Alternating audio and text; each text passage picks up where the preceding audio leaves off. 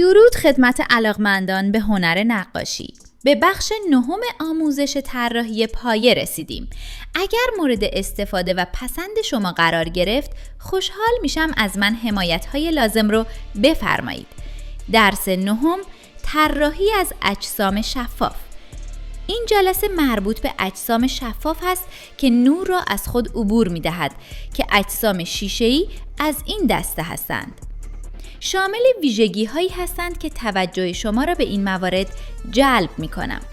ویژگی‌های دو سایه که در درس‌های قبل با آن آشنا شدید در اجسام شفاف وجود ندارد.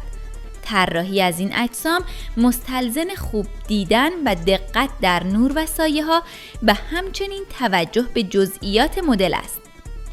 میزان تیرگی جسم به میزان تیرگی پس زمینه آن بستگی دارد، به این معنا که نمیتوان مانند اجسام مات مدل را روشن نگه داشت و پس زمینه را تیره کرد.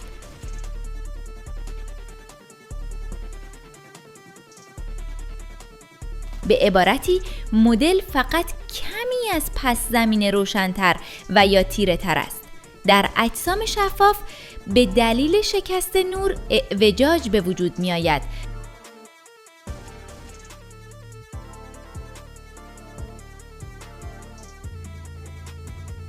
مثلا خط نیز در لیوان دچار شکست نور شده و حالت منحنی به خود می گیرد.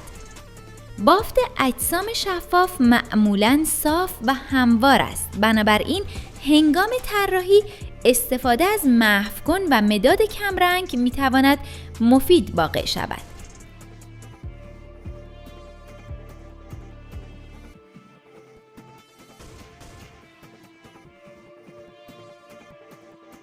سایه افتان در این اجسام نسبت اجسام مات روشن‌تر و محو و دارای جزئیات بیشتری است.